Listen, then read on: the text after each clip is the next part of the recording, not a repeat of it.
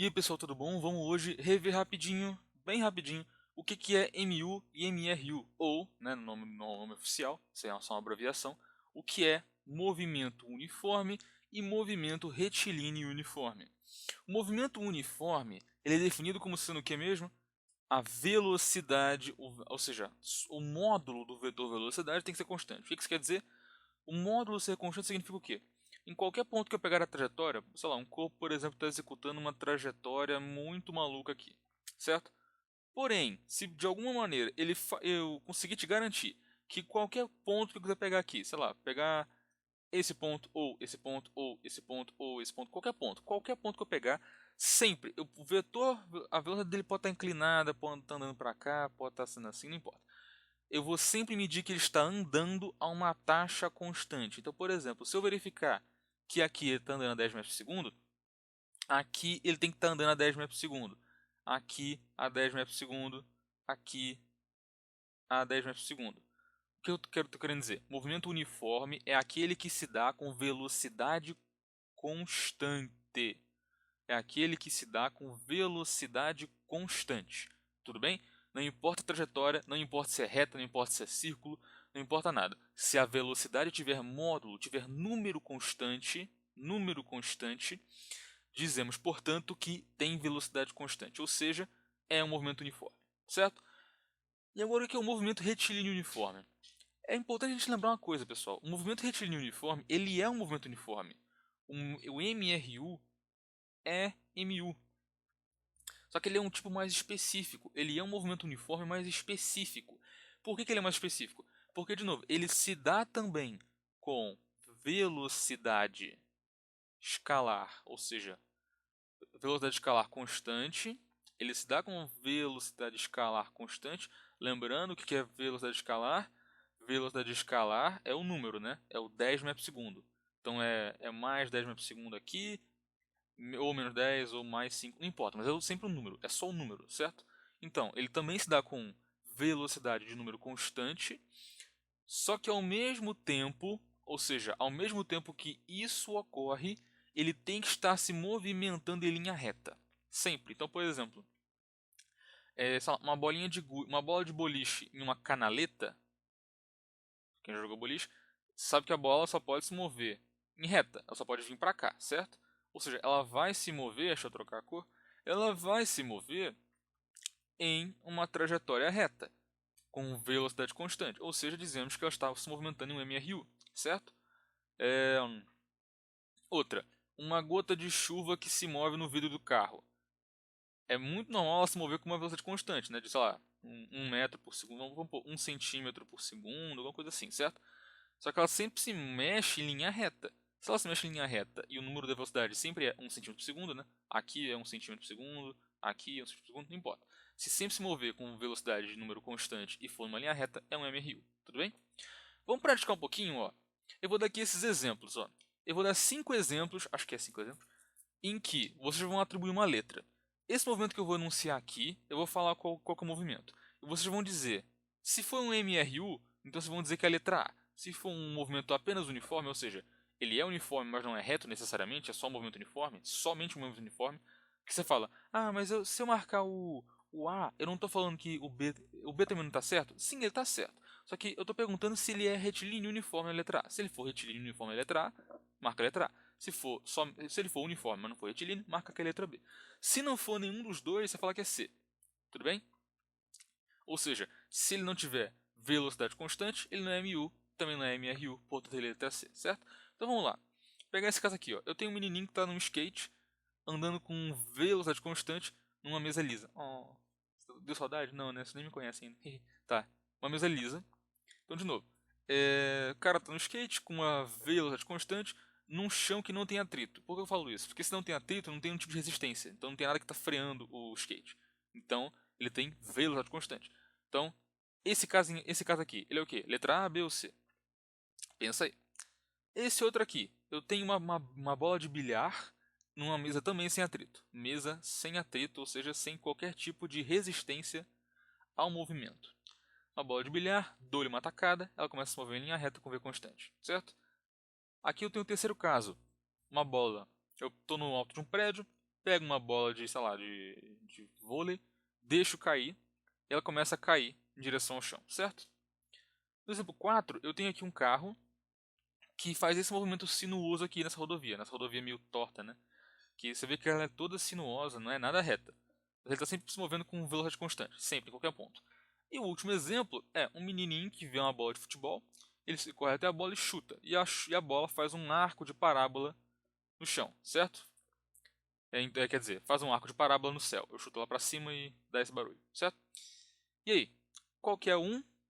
Ora, letra A, né? Isso aí é tranquilo, né? Está se movendo com velocidade constante numa linha reta, porque o skate está se movendo sempre para cá, certo? Ele está se movendo no chão, ele não está indo para o lado, nem andando torto, está só indo reto. Então é MRU, tudo bem?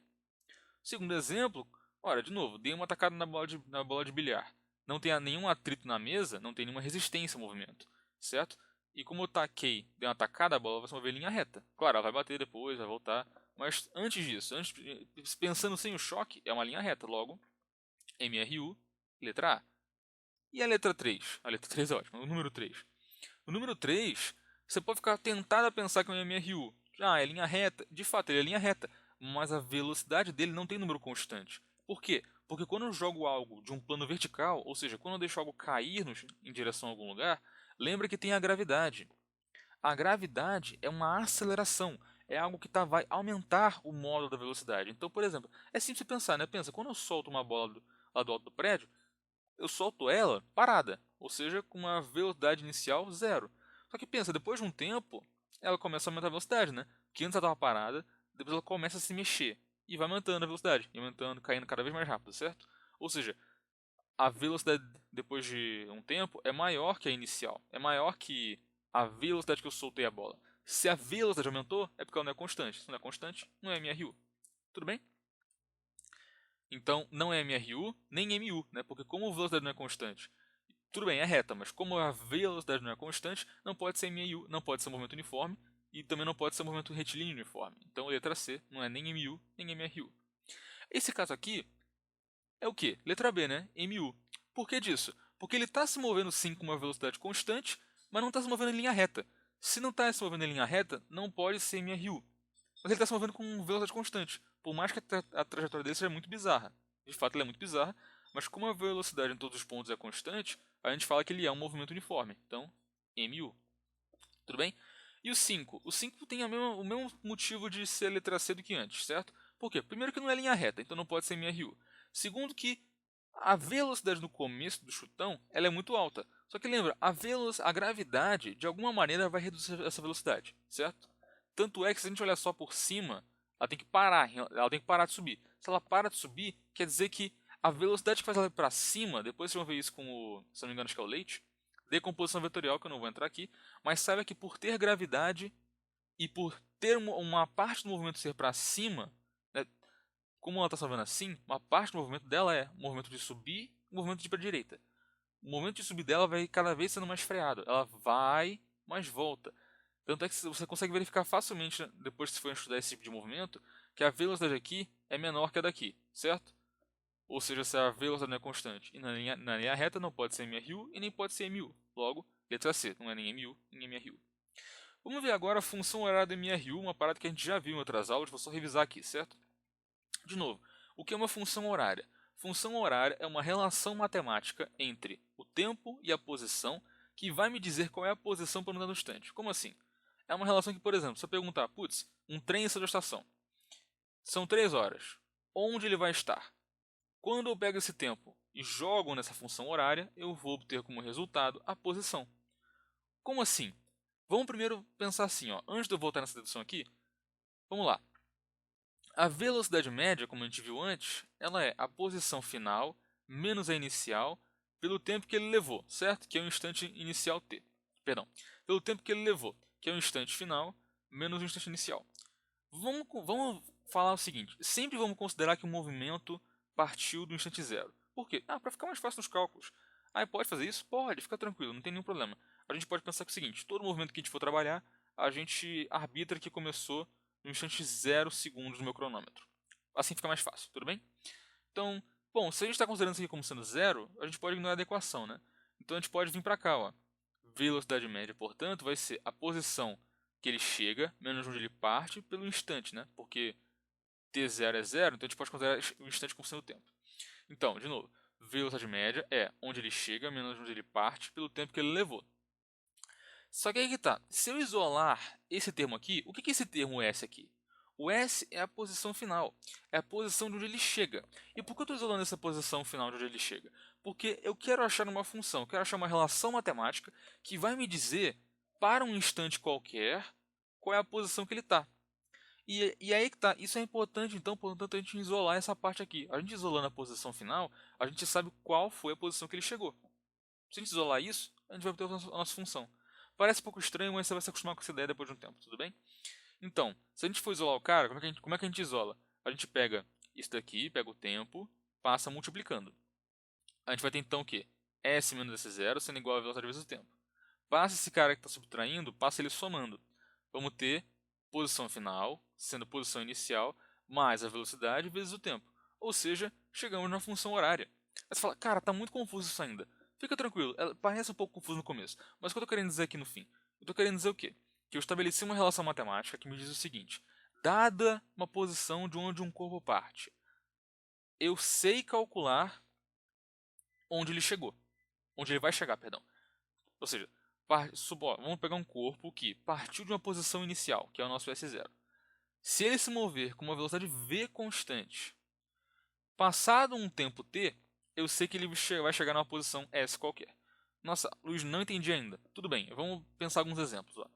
Vamos supor que um carro parte do quilômetro zero de uma rodovia com uma velocidade constante de 80 km por hora. Qual a posição que ele vai chegar depois de passar 5 horas? Bom, vamos pegar aqui nossa função horária de novo. O que é a nossa função horária? A função horária diz o seguinte: a nossa posição depois de um tempo é de onde a gente partiu, mais a velocidade que a gente está usando, vezes o tempo que levou. Certo? Vamos pegar aqui o nosso exemplo. De onde ele partiu? Ele partiu do quilômetro zero, certo? Ou seja, a gente diz o quê?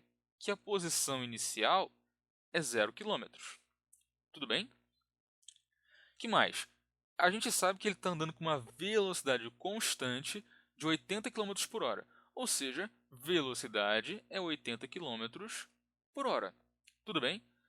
E a gente também sabe que, em que posição, ele está perguntando isso, em que posição ele vai estar depois de 5 horas. Ou seja, a gente sabe que o instante que ele está perguntando, o instante de tempo que ele deu para a gente, é de 5 horas. Certo? Ora, a gente pode montar a nossa função aqui. Ó. Qual que é a posição que ele vai estar? A posição é a posição inicial de onde ele veio, que é 0 km. A posição onde ele chegou é de onde ele partiu, que foi do 0 km, mais a velocidade dele, que ele tem, que é constante, que é 80 km por hora, vezes o tempo que levou, que é 5 horas. Ou seja, a posição é 80 vezes 5, que é 400. Posição dele é 400 km.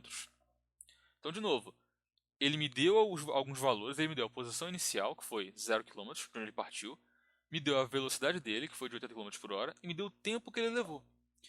Essa função diz isso, ela me diz, baseada em alguns dados, ou seja, baseada em alguns dados sendo quais? Posição inicial, velocidade de tempo, eu consigo obter onde ele vai chegar. É isso, tudo bem? Vamos pegar outro exemplo para ficar mais fácil. Ó.